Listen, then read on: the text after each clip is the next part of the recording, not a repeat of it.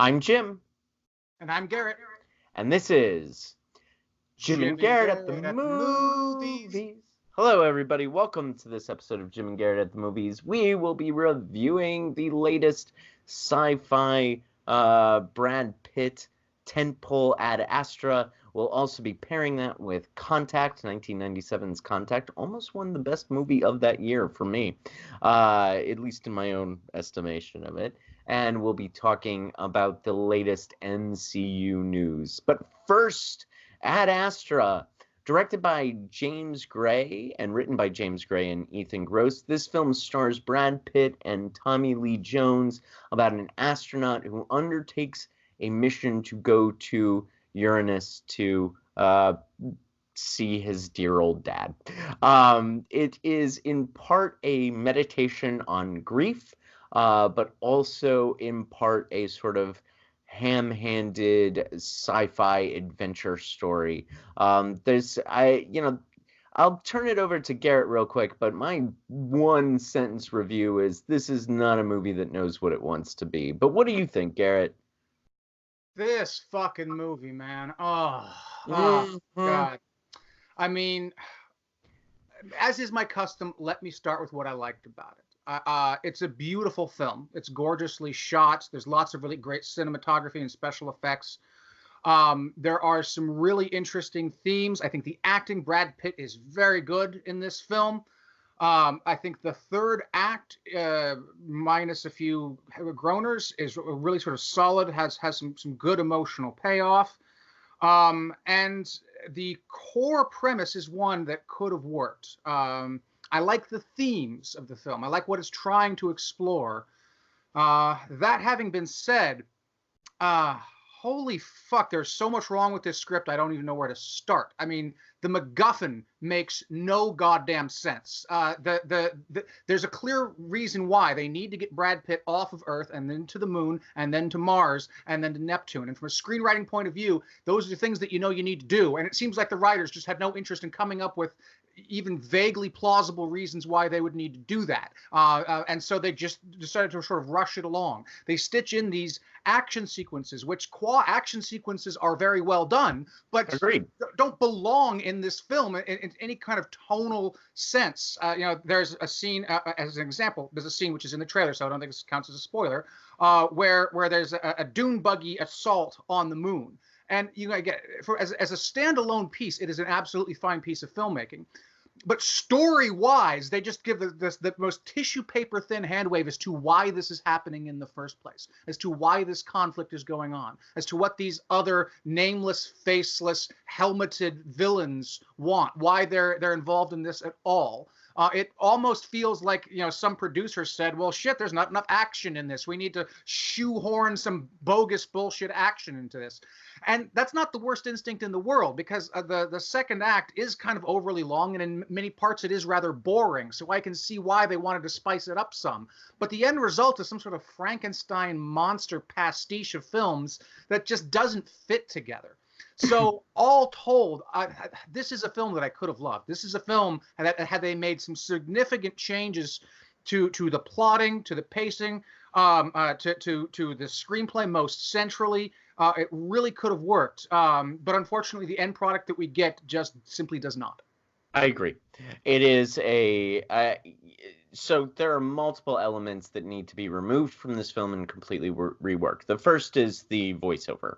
There is a consistent voiceover that makes no sense and is better accomplished visually and is obviously sort of added in later as a way to hold the audience's hand through the themes of this movie. Brad Pitt is good in this. You are right. He stares into the middle distance like no one else. It's a pretty good performance, but we've got this voiceover that's basically narrating his thoughts and doing all of the work for us, and it doesn't work. It doesn't work at all. And then I like what about all of the scientific plot holes? I feel like I need to say this. It's a mild spoiler, very mild, but as a spaceship is taking off, Brad Pitt is climbing up the side of the spaceship and opens the door just as the rocket boosters are going. He would have been incinerated. Like, he would have been absolute. And as soon as he opens the door of the spaceship, everybody else would have been incinerated. It's insane. It's just like, and I'm willing to forgive. Like, in a movie like Star Wars, which kind of like eschews some of the scientific aspects and kind of hand waves it away, I'm willing to forgive it. Okay, so this is a long time ago in the galaxy far, far away. I get it. There is noise in space a long time ago in a galaxy far away. Got it. Fine. Whatever. Here, it's a pastiche of pseudo 2001 scientific realism with Star Wars level action sequences that just it doesn't mesh together. It's severely disappointing. That said, the themes that you're talking about, this film is a meditation on grief and connection. And when it is that, it can be really quite engaging and interesting. And I think it's got some interesting things to say about that even connections with strangers are better than connections with no one. And that's I like that, but it's stuffed in a movie that's overblown and doesn't really know what it wants to be. And there's a waste of a really, really good actor in this movie. I can't say anything more than that, but a really good actor and a really good relationship gets wasted. I managed to come into this film almost completely cold. I came in knowing that it starred Brad Pitt, that it was a science fiction movie about an astronaut, and that's about the long and short of it. I saw a couple posters, but I didn't see any of the trailers or commercial spots or anything at all like that. And so I suppose I can forgive the film for having the title Ad Astra, Latin for to the stars. I thought it was going to be an interstellar trip. I thought he was actually going to go to another star. So a mild disappointment there. But, hey, you got to title the movie something. I suppose Ad Astra is as good as anything else. Again, some compliments. Again, the third act involves an extended time around the planet Neptune. And it created just an oceanic feeling for me. I thought I've seen Mars done over and over and over again in science fiction films. It's a little tired. I can't recall any time I've ever seen Neptune done, and I've definitely never seen it done this well. It was an inspiring, and again, I think it's quite deliberate sense of just sort of, again, like you are out to sea, like you're underwater. And away from anything civilized or anything human. And that was very powerful and very, very, very had an effect that was, I think, quite deliberate and quite good. And while I generally agree with you on the voiceover, I do think the final voiceover, the last minute or so of the film, actually works quite nice. I think it sort of ties things up nice and makes things come around, come full circle in an important way. So while I could probably cut maybe 80%, 90% of that voiceover narration, I would want to hold on to at least a few bits here and there, perhaps. So again, more praise now. Likewise, a little more back to the criticism. At basically every single stage where the character needed to advance or move forward, they needed him to go from one place from point A to point B. They created what to my mind, you call it a plot hole. Some of them are plot holes. To my mind, they're a little more just sort of paper-thin, tissue-thin plot connection. The connective tissue between the plot points seems like it just got no revision whatsoever. It's first draft stuff. We know the important things that we want to do. It happens here, here, and here. But we need to get the character from this point to that point. So we'll throw something in to connect these two plot points, and we'll figure out the details later to make it actually work and to sell it better. And they never went back and did that. Right. Again, I realize that I complain a lot about screenplays because that's what I know most, I think, when it comes to filmmaking. But it really seems to me that if you're going to spend, I don't know what the budget on this film was, 80 million, 100 million, something like that, right? Approximately. You're going to spend that much on your main actor, on your special effects and all that. You could hire somebody, not even top tier talent, some really middle tier talent, I think, could have put that connective tissue together much, much better than this screenplay actually has. Ditto with your point, to echo your point about scientific realism. One of the other things that did upset me, one minor thing that I saw coming into, that I knew before coming into it, the technical advisor on the film had a headline on Fox News that said Ad Astra is the most scientifically realistic science fiction film ever made. And so I was expecting, a scientific, and perhaps in many ways it is. Maybe many parts of it are quite realistic, and I just don't notice that. But there was several sequences like the one you mentioned, and I could mention several more, where it's like, I'm not a physicist, but I'm pretty sure that Neil deGrasse Tyson is having a goddamn aneurysm watching this. Yeah. And there's a couple others that I don't want to get into, but let's just say that propulsion works differently. We'll go that way. Budget is 87.5 million estimated according to IMDb. Make it 88 million, and that extra 500,000 could hire a really quality screenwriter that would make that end product so much better. I'll do it for one. I'll do it for 100,000. Easy, 100,000. It would be like the barber in Coming to America. Just cut off the little tail and say, that'll be $8, please. Cut out the voiceover. That'll be $100,000, please. I'd be happy to do that. So what would you give this out of 5?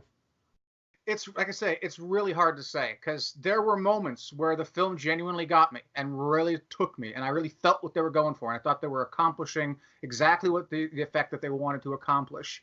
But 20 minutes later, it tripped over its own dick, and it kept tripping over its own dick, and I felt really, really upset.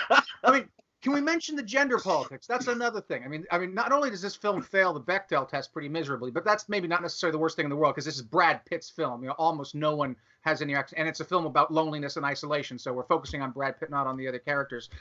But you've got some really talented female actors in this film. You've got Ruth Negga, who is just wonderful, and who I was expecting to see more of and wanting to see more of, and didn't get to see more of, and that was just really disappointing. And then who's it plays his wife? Who's his wife? Who's the actor who plays his wife? Liv Tyler, right? Yeah. Right.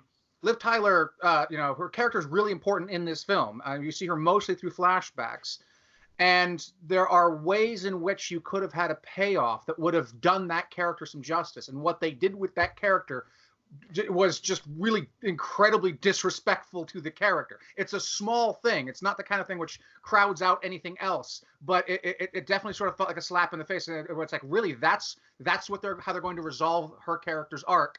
And it felt like they really, my inner feminist was upset. Yeah, I think that you could I think this movie is going to be much like Passengers, where you could re-edit it and it's a good movie. And I would be interested in a re-edit with some of what was on the cutting room floor, invariably on the cutting room floor. It stinks of a movie that was not given final cut, and that the producers and studios intervened in. I did hear something in one of the reviews that I listened to, something about how the second unit director apparently did a lot of the action sequences. And so, yeah, there's some question as to whether or not James Gray actually deserves sole director credit, precisely because a significant chunk apparently was actually directed by the second unit director. And that, of course, again, yeah, someone may have decided to shoehorn some of that other stuff in over his directorial vision, in which case it would be really unfortunate. But yeah, I think there is a version of this film out there that's probably at least a 4-star movie.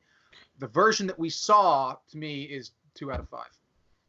Yeah, I'm about the same. I'm gonna go a little bit lower, but for some of the same reasons. I just end up at 1.5. It's the few moments of this movie that I think are really good, but it's so overshadowed by everything else. So let's move to, so the reason that I suggested that we pair this with Contact was because I thought in Ad Astra there was going to be a little more relationship between the father and son. I mean, you had Tommy Lee Jones playing the father, and you have, Brad Pitt. You put those two actors together, and I want to see a scene, more than a couple scenes with them. And I thought that there was going to be some more plot-based relationships between father and son and father and parent in this film, and so I thought that Contact would be a good pairing for it. Contact, 1997's Contact, directed by Robert Zemeckis, based upon the book by Carl Sagan, starring Jodie Foster, Matthew McConaughey, Tom Skerritt, and David Morse as the father, who Ellie meets at the end. Basically, I wanted to set this up to say, Ad Astra does this relationship fairly well, and a lot of people have problems with the supposed shoehorning of the father figure at the end. She goes to the center of the universe and she meets her dad, was a very popular criticism of this movie. Yet I think that is a perfectly acceptable artistic decision for Contact. I think this is a fine movie. I think this is an incredible movie, actually, and I think that relationship works. I think it makes perfect sense given everything we know about all of the characters. And I think there's a lot more going on in this film. But let's start with that connective tissue about the parent-child relationship as portrayed in Contact, and your thoughts on that. Do you agree with those critics who are like, Contact, it's got this shitty ending where she just meets her dad? What? Well, first, some meta commentary on our decision to pair it. Had I seen Ad Astra before we decided what to pair it with, I probably would have suggested something like Event Horizon, actually, which has much more, I think, in common in terms of the basic structure. It's a previous ship that's gone out there and they're trying to go out and return it and so forth, even though Event Horizon is clearly a horror movie and Ad Astra isn't. I would have gone with First Man because both of them feature actors staring into the middle distance for most of the movie. Lots of muted performances, yeah. Right. We probably could have chosen better, but the nature of our system is we go with what we think is going to pair, and sometimes we're going to get it wrong. That having been said, I certainly am familiar with the criticism that you're laying down. To my mind, it's always been the show South Park, which sort of hit this drum the hardest. There was a sequence in which one of the characters literally throws up upon hearing the film mentioned, because he was so pissed off that he's waiting the whole movie to see the alien. It turns out to be your goddamn father. Right. To that, I have to say, really rewrite it. Rewrite that script. Come up with a different ending that isn't her father. And show me how it's going to work better. Because some generic alien, yeah, I've seen that. Seen that movie 100 times, and it's not that that's bad, but it's just done. It's boring. It's routine at this point. The Contact called for something and was aspiring to be something different. And as a general rule, I think it manages to stick the landing. It is a distinctive film amongst sci-fi films. And as an ending, as an emotional payoff, I can sort of see where the criticism comes from. I'm not blind to the idea that someone wanted something else, that it felt like a cheat, that it felt like it was that it came out of nowhere or something like that. But to that challenge, and again, this is the challenge I hold myself to anytime I criticize a screenplay, is try to rewrite it yourself and show me how it can be done better. And I don't think there's a better ending to that film out there. I think it had the best ending that it could have had, given the elements that it set up, and probably a better ending that it could have had even if you'd gone back and changed those fundamental elements somehow. Right. Yeah, I agree with that. I think it works emotionally. That as soon as I saw David Morse on the beach, there was a moment at which you wouldn't have got with some generic alien. And then when she figures everything out and it figures out what the alien has done, sort of downloaded her memories according to the script of the film, and has taken the form that is most pleasing to her, I think it's a brilliant artistic choice, and it gives me goosebumps right now when I'm just talking about it, much less when I watch it. So yeah, I did want to. I thought that the father-child father-child relationship would have been a little bit more in Ad Astra, and I think that it was only a jumping off point to say I think the father-child relationship in Contact really, really works, and works brilliantly, really. But let's talk about some of the other themes that are in this film. This is, I think, a brilliant juxtaposition of the debate between science and religion, in which both sides are kind of given their opportunity to present their cases in a relatively even-handed way. My one criticism with this film is one thing. I think you and I have talked about this criticism before, and you disagreed with it, which you're welcome to do again. But I think that both sides, the Matthew McConaughey role of the kindly preacher who believes in, not preacher, but theologian rather, who has an honest faith, and Jodie Foster who doesn't. I think both of those sides are given room to play and express their point of view in a logical, even-handed, compassionate way in this movie. It's clear that Sagan is aligned a little more with Ellie, but I also like how this film is gives these thoughts room to blossom and room for the audience to do some of the work. It has a great interplay between science and religion. It also has a great interplay that cutting through both of those about politics. Right. And about the way that politics can affect science and plays a role in science, and how it can, how religion can, corrupt politics, and distort things. So yeah, it's a film that has a lot of balls in the air, and it juggles them quite nicely. It treats them seriously. It shows both sort of the appeal and the dangers of them all. I've read Sagan's novel as well as Sagan's writings in general, and I certainly think that, again, he's an eloquent proponent of the aspiration to sort of explore. I personally, one of the things I like about the film is that I do not share Ellie's sort of burning desire to find life outside the universe. To me, it makes no existential difference whatsoever whether or not we're alone in this universe. I mean, obviously, if it's alien life out there that ends up being hostile to us, then obviously that's a concern. And if we ever actually discover alien life, I would be very curious what they're like and what they can teach us and what we can teach each other and so forth. But as far as sort of meaning or significance or purpose, I don't think there's anything. There's nothing about me that longs for extraterrestrial contact to ground meaning or purpose in our existence.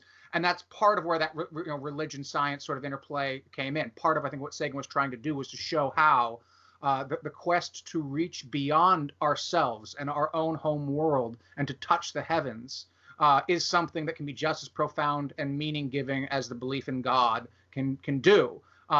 I don't share Matthew McConaughey's character's religious faith, Palmer Joss's religious faith. But I also, in a certain way, don't share Ellie's idea that's in order to sort of have this sort of existential significance, we have to reach, not necessarily find, but seek. But I find both of those characters' existential stories compelling. I understand that that's what works for them. It doesn't have to work for me. It doesn't have to be something that I identify with to see how it moves these characters and how it gives their life meaning, and see that as beautiful and profound and awesome, and recognize the inherent humanity of that in this film. So yeah, I am not as sold as you are on the father at the end. I don't think it's profound or beautiful. I think it's the best that could be done. I don't think it's something to complain about, but I don't think it's fantastic.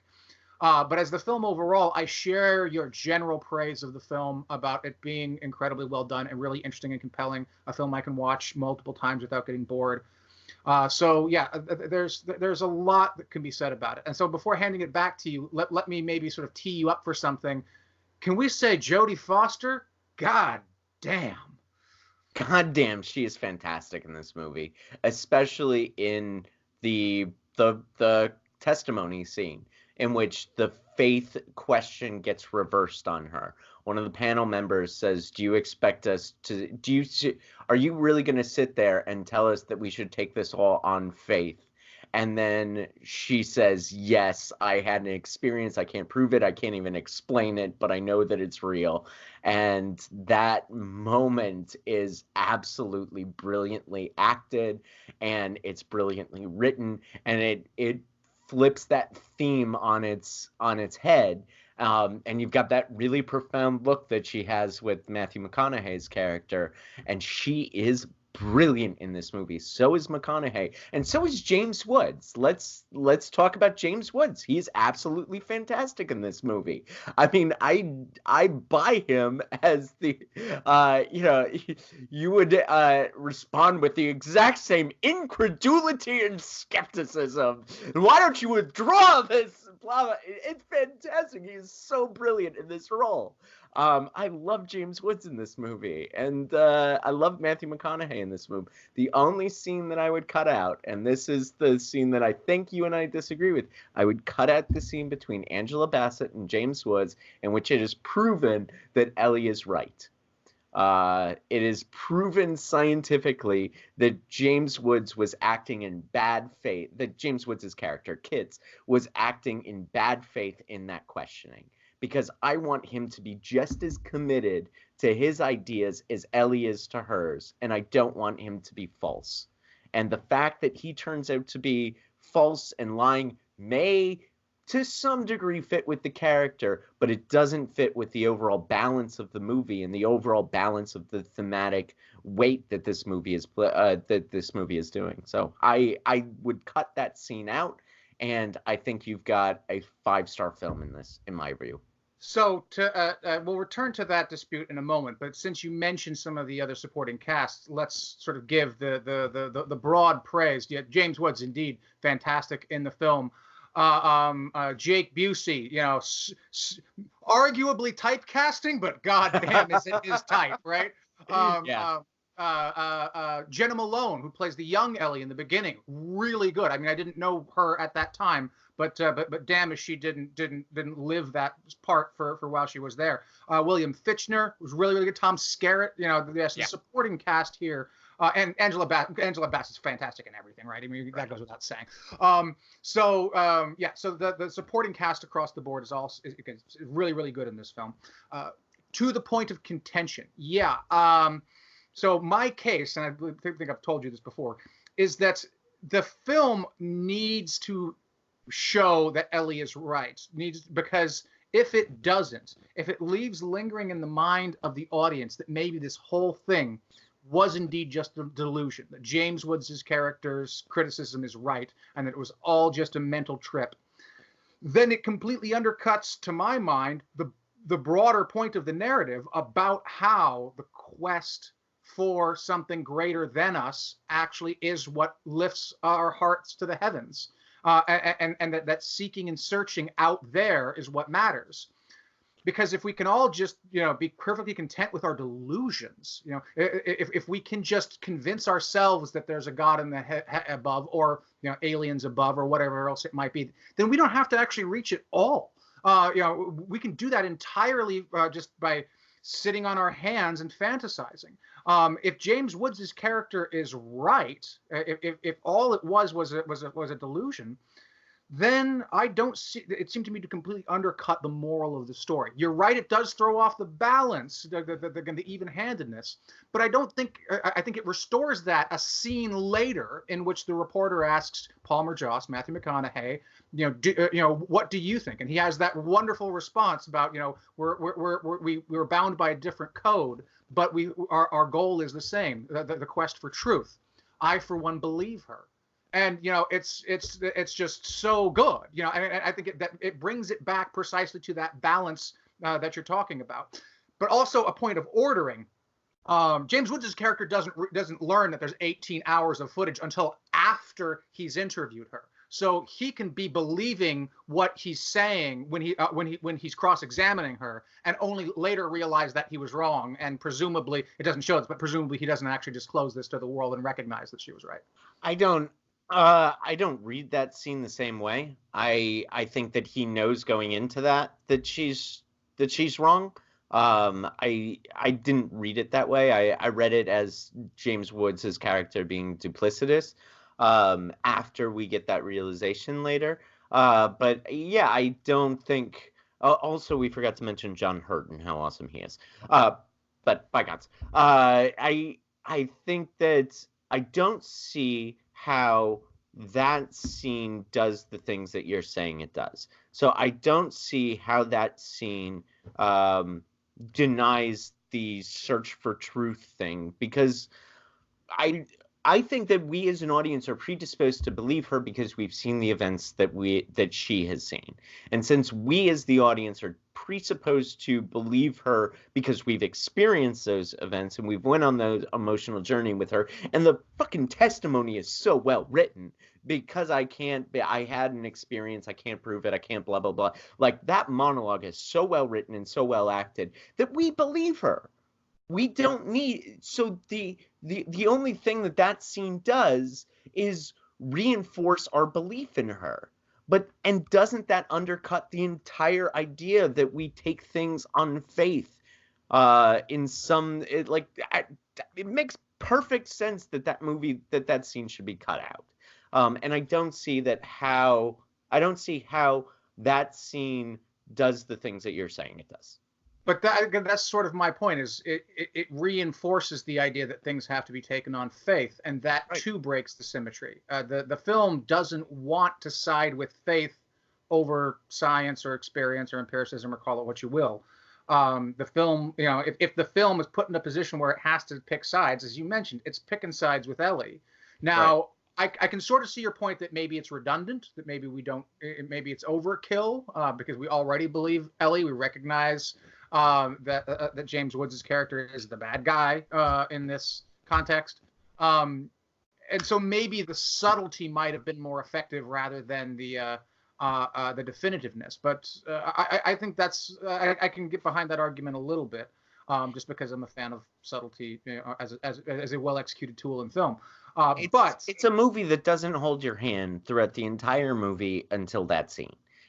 And that's, I disagree. I think I don't think the film is holding your hand throughout the film, but it certainly isn't open to broad interpretation. It's pretty obvious that there is going to be a signal from the aliens at some point, and that once there's a signal, it's pretty clear that it's real. And once we're clear that it's real, it's pretty clear that it's going to create some sort of device that's going to empower us to do something. I mean, you could call that hand-holding, I suppose, if you wanted to. I don't think it is. I mean, I don't think it's hand-holding about theme until that moment. Hand-holding about theme. Let's put it this way. Again, in spite of the fact that Palmer Joss, Matthew McConaughey, definitely is a presence in the film, and through him, the film sort of shows deference and respect to religion and to faith, and to that which is sort of beyond the tools of science or something like that. I don't think the film is ever tempted to say that it's a hoax, that this wasn't real, that this was some plot masterminded by John Hurt's character, as James Woods suggests at one point during the cross-examination. S.R. Haddon. Yeah, S.R. Haddon, right. And I don't think that there's ever any question that this is all, a sign from God or something like that. The film never questions the sort of core scientific legitimacy of what is going on, even though it allows for respect of people with religious views to exist in that world. So by coming down definitively on the side of science against religion, I don't think it's violating the theme. I think it's perfectly in keeping with the theme. If anyone comes out looking bad as a result of that scene, it's politicians, not people of faith. That's a fair counter argument. Our audience has heard mine, so we can sort of go on from there and let some of that go. I really enjoyed this movie. It's a 4.5-star film, and the only thing that brings it down is that one scene, man. If only they'd cut that scene out. But yeah, for me, I absolutely love this movie. What about you? One of these days, we should go through and just do like a Zemeckis-a-thon and sort of see what Zemeckis' average is, his batting average is, because I'm willing to bet it would be significantly higher than average. He's such a talented filmmaker. He's made so many good films.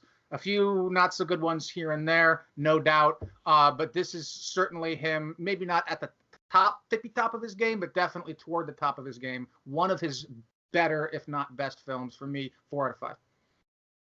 Good. Yeah, I mean, his latest, I mean, he's got like Polar Express running around there, and yeah, he's got a few that I'm not entirely on board with. Welcome to Marwin. It's not a film I saw. Ally. But you're confident it sucks. But yeah, I've heard very, very bad things. The Walk, not so good. Beowulf, yeah, nice try. But yeah, overall. I thought The Walk was good. Well, I saw the documentary, but anyway. Let's move on to our latest. He did it. Spider-Man brought the two ends of the boat together. He brought Sony and Marvel back together. And our news item today is Spider-Man rejoining the MCU. Garrett, would you like to take a victory lap? Yeah, I mean, hate to say I told you so, but don't, because it's good news. I mean, this is sort of one of those things, no matter what side you took on this dispute, it's pretty clearly this is happiness for everyone, right? Everyone, I think, should be glad that things worked out this way. It's almost certainly going to get us a better Spider-Man movie in the end, and very likely contribute broader to the MCU in a richer and more rewarding sense. So obviously, I have no inside baseball understanding of exactly how the details went down, about who came crawling back to who, about what concessions were made beyond the ones that were sort of officially pronounced and so forth. 25%. Right. Yeah. Exactly. Disney asked for 50, and they got 25. Yeah. That's sort of the official sort of thing. Which again, it's fair to note that, but I'm quite confident that there was a lot more going on within the negotiations than that. But yeah, we should all be happy. We should all say that the true winners here are fans of movies, and I hope that it's a forebodes for good things regarding sort of the bringing back of some of the other sort of Sony properties back into the MCU, because let's just face it, an MCU Fantastic Four, an MCU Doctor Doom, that would be that should probably be where the next phase goes, right? Or maybe Fantastic Four's Fox, so. Fox, yeah, right. Sorry, and now Disney owns Fox, so Disney has Fantastic Four back. Yeah. Okay. And thanks for that correction. But let me just sort of to build off of what you're saying. I'm going to read Kevin Feige's quote. Thrilled that Spider-Man's journey in the MCU will continue. Blah blah blah. Spider-Man is a powerful icon and hero whose story crosses all ages and audiences around the globe. He also happens to be the only hero with the superpower to cross cinematic universes. And this is the key line in Feige's quote. So, as Sony continues to develop their own Spideyverse, you never know what future surprises might hold. I think that one of the things that was part of this negotiation that was never really released in the sort of